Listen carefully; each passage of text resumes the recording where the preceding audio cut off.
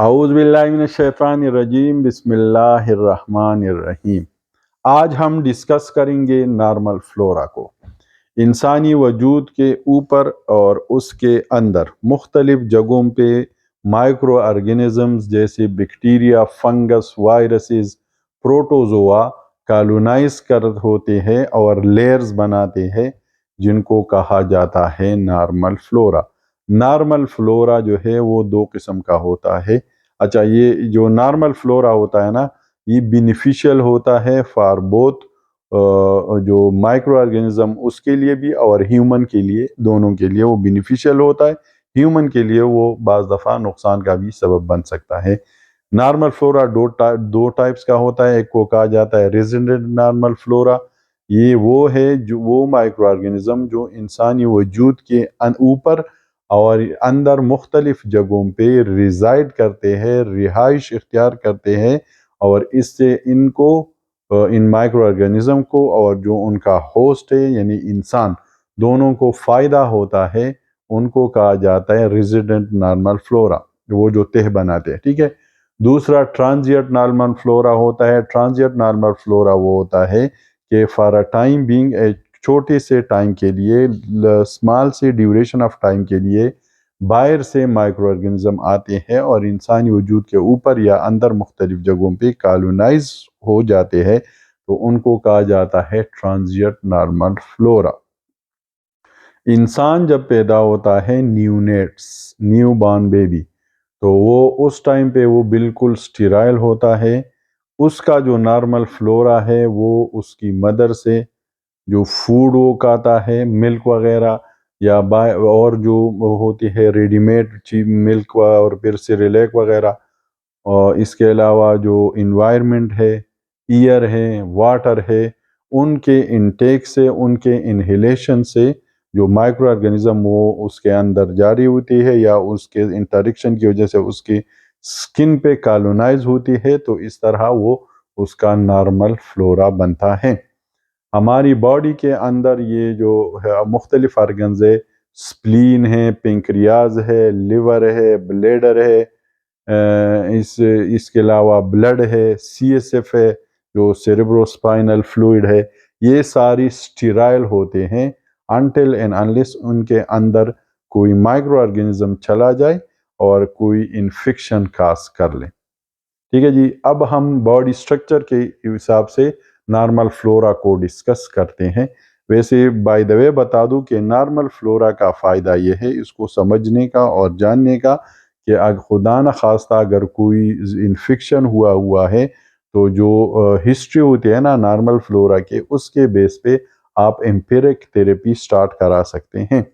انسانی سکن کے اوپر جو ریزیڈنٹ نارمل فلورا بنانے والی بیکٹیریاز ہے، اس میں سٹیف آریس ہے، سٹیف ایپیڈرمائڈس ہے، یہ دو کالونائز کرتا ہے۔ اس کے علاوہ فنگس ہوتی ہے مختلف قسم کی، وہ کالونائز کر رہی ہوتی ہے پوری سکن کے اوپر۔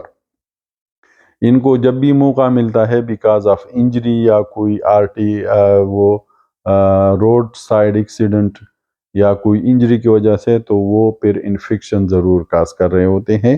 یہ ریزیڈنٹ نارمل فلورا۔ سکن کا جو چونکہ پی ایچ ایسیڈک ہوتا ہے، سکن ڈرائی ہوتی ہے، اور اس کے علاوہ اس سے پسینہ نکل رہا ہوتا ہے، تو جو ٹرانزینٹ نارمل فلورا بنانے والی مائکرو آرگینزم ہے نا، ان کو موقع کم ملتا ہے سکن کے اوپر کالونائز ہونے کے لیے۔ اب جو اورل کیویٹی ہے وہ ہماری باڈی کا سب سے ایکسپوز پارٹ ہے ٹو ایکسٹرنل انوائرمنٹ۔ ہم food intake, inhalation of air, ٹھیک ہے، اس کے علاوہ جو ہم بات چیت کر رہے ہوتے اس ٹائم پہ مختلف قسم کے جو ایکسٹرنل مائکرو آرگینزم ہے وہ ہماری باڈی وہ ماؤتھ کے اندر جا رہی ہوتی ہے، تو وہ ایک نارمل فلورا بنا رہی ہوتی ہے، کیونکہ جو بیکاز آف سلائیوا جو ہمارا ماؤتھ ہے یہ ہوتا ہے تھوڑا سا مطلب ٹمپریچر اس کا ہاٹ ہوتا ہے، اور دوسرا یہ موائسٹ ہوتی ہے، تو یہ دونوں چیزیں اٹریکٹ کر رہی ہوتی ہے مائکرو آرگینزم کو جو وہاں پر کالونائز کر رہے ہوتے۔ اس لیے جو وہ شروع میں بچوں میں اور میجورٹی آف پیپل میں موسم چینج کے ساتھ ساتھ یہ جو ٹانسلائٹس یا اپر ریسپائریٹری ٹریک انفیکشن ہوتی ہے نا یہ زیادہ ہوتی ہے۔ اس کے علاوہ جو ہماری آئیز ہے، آئیز کا جو نارمل فلورا ہے وہ بھی میچ کر رہا ہوتا ہے سکنس کے ساتھ۔ جو ایئر ہے، ایئر کے جو وہ ہے آپ کا ایکسٹرنل ایئر اور آڈیٹری کینال، ان کا جو نارمل فلورا ہوتا ہے وہ سکن کا ہی ہوتا ہے۔ لیکن جب ہم کوئی آفٹر کفنگ، کانسنے کے بعد یا چھینک آتی ہے اس کے بعد، یا آپ جب زور سے ناک صاف کر رہے ہوتے ہیں تو جو بیکٹیریاز ہے وہ جو انٹرنل اور مڈل ایئر ہے اس کے اندر جا سکتے ہیں اور انفیکشن کاز کر سکتے ہیں۔ ویسے روٹین میں middle and internal ears are sterile, ان کے اندر کوئی بیکٹیریا نہیں ہوتی۔ اب آتے ہیں اس میں تھروٹ اور لنگز میں۔ جو اپر ریسپائریٹری ٹریکٹ ہے اس میں زیادہ تر سٹیف فیملی، جس میں سٹیف اور سٹرپٹو دونوں فیملیز کی کالونائزیشن ہوتی ہے۔ سٹیپ نمونائی جو ہے وہ نوٹیریس ہے یہ ریسپائریٹری ٹریک میں۔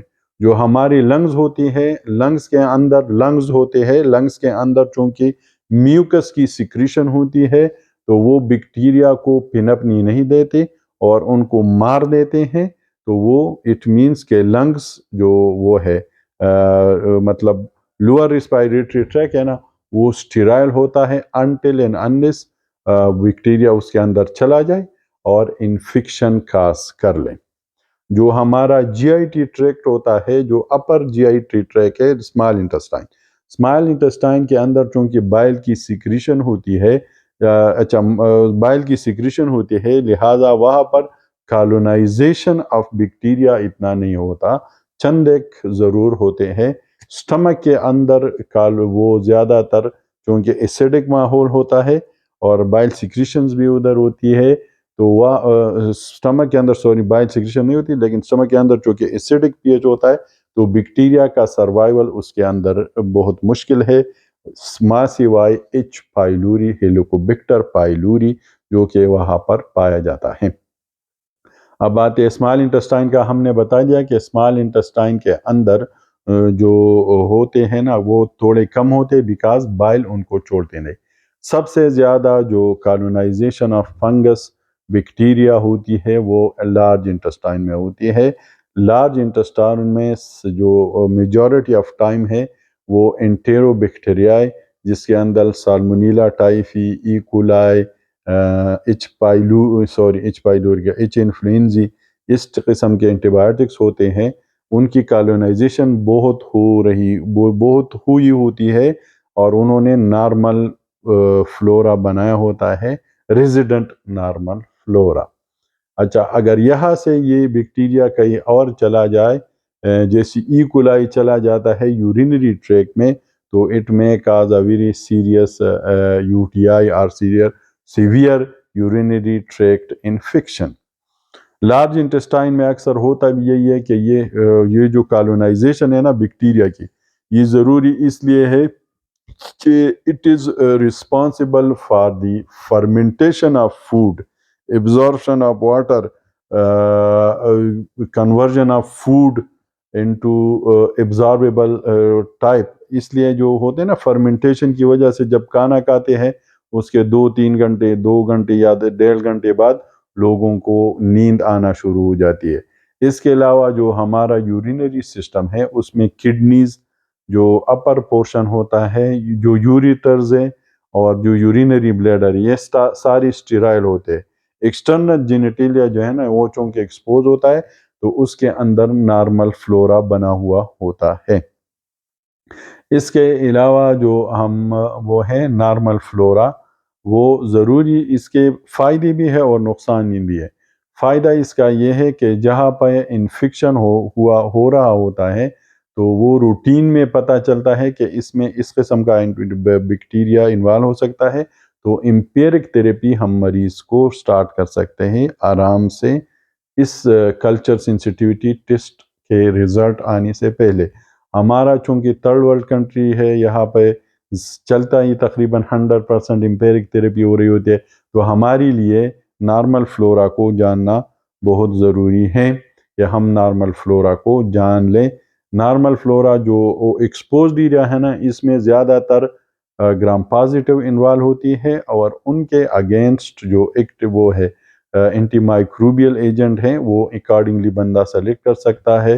جو انٹسٹائن ہے اس کا تو میں نے آپ کو بتایا کہ زیادہ تر انٹیرو بیکٹیریائی ہوتی ہے جو کہ گرام نگیٹو ہوتی ہے، تو اکارڈنگلی آپ اس کو اینٹی بایوٹک سلیکشن کر سکتا ہے۔ Same as the condition of the urinary tract and the air and the skin, ٹھیک ہے۔ تو ہر جگہ کے لحاظ سے آپ اینٹی بایوٹک سلیکشن آرام سے کر سکتے ہیں، کیونکہ ہسٹری بیسڈ آپ بتا سکتے ہیں کہ چونکہ یہاں پر نارمل فلورا ہے تو اس قسم کے پیتھوجن اس میں انوالو ہو سکتے ہیں۔ اچھا، نارمل فلورا جو ہوتا ہے وہ ہر کسی میں، مطلب انسانوں میں ڈفرینٹ ہوتا ہے، ہر مطلب مختلف لوگوں میں یہ مختلف ہوتا ہے۔ اس میں جو فیکٹر انوالو ہوتے ہیں، ایج ہوتی ہے، فوڈ انٹیک، آپ کا لائف سٹائل، آپ کی جو جیوگرافیکل لوکیشن ہے، آپ کی جو ڈریسنگ ہیبٹ ہے، آپ کی ساری چیزیں جو ہیں وہ اس میں کاؤنٹ کرتی ہیں نارمل فلورا بنانے میں۔ تو یہ تھی چند گزارشات نارمل فلورا کے حوالے سے۔ امید ہے کہ ہم نارمل فلورا کو سمجھ چکے ہوں گے، اور اس کے ریلیٹڈ اینٹی بایوٹک سلیکشن میں ہمیں فائدہ ہوگی مختلف قسم کے انفیکشن کو کور کرنے میں۔ جزاک اللہ خیر۔